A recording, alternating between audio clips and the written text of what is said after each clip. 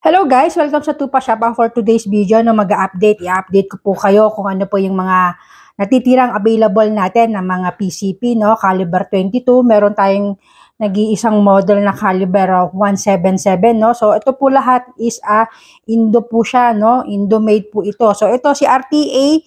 Isang color na lang po ang available dito sa RTA natin. Ito. Kulay black na lang po siya, no? So, unit only ha, hindi po kasama itong scope na to, is 55,000 pesos po ito. May kasama po siyang isang gun bag at dalawang magazine po na 12 rounds, no? So, next. So, yeah, next tayo. So, ito, si laminated. So, sale pa rin po tayo hanggang ngayon, no? So, original price nito ni laminated Tupa tactical laminated is 35,000. Ganun rin po.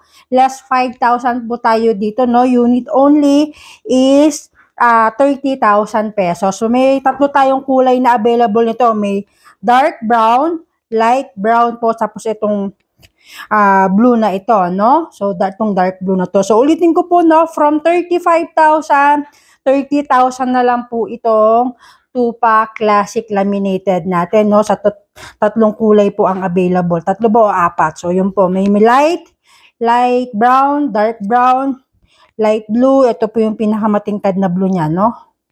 So, kung tama ako. So, yun po. So, ulitin ko po, 30,000 pesos na lang po ito, no? So, ito pala side lever. May side lever po siya. Then, ito po may bolt, no? So, dalawa yung design ng pagkasa niya. So, next.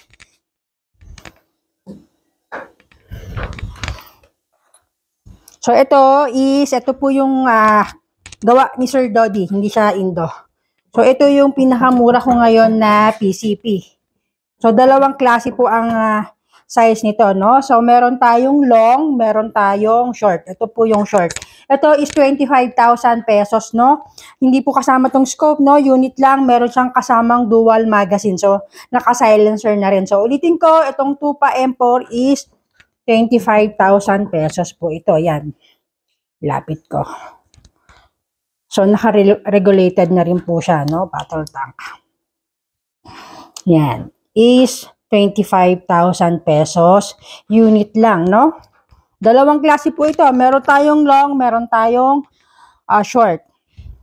So, ito, may last two pa ako nito. Itong nakasale na to is yung semi-automatic. Okay? From 45,000, bigay natin ng 40,000, no? So, sale pa rin siya. Dalawang stock na lang ang meron tayo nito. Tupa Tactical Semi-Automatic, no? So, hindi ko kasama yung scope, Unit only lang po ito. May kasama po itong 10 rounds magazine pagka mag-a-avail po tayo. So, last two. Okay? So, ito dalawa na lang ang stock ko po nito. Itong semi-automatic na 177. So, original price niya is 50. So, ganun din po. Less 5,000 po tayo dito sa Tupa Tactical 177. Dalawa lang po ang meron ako nito. Okay? So, unit only lang po to, Yan. So, yung kasa niya po dito. Bolt po siya, no? So, original price is 50 less 5,000 po. So, 45 unit only. Semi-automatic, caliber 177 po. Okay? Yan. Folded po ito, yung bad niya folded. So, ito, nag-iisa lang tong stock na to. So, yung Tupa Tactical side lever siya, no? So, nag-iisa lang po itong unit na to. So, yun. So, may marking siya na tactical. Ito po yung kasa niya. Saka ito po yung bolt, no? Yan. Ito is original price niya is, ayun. Nasa 55 unit only. So, ganun din po, less 5,000 pesos. No? So, naka-silencer na rin po siya. So, ano rin po ito? Folding bat din po siya. Okay, ulitin ko, original price is 55,000 less 5,000. Okay? So, ito na lang po yung mga natitira naming unit na Indo.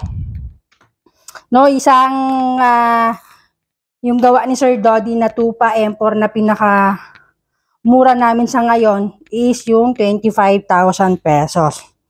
No? So, ito po yan. Meron tayong long, meron tayong short. Okay?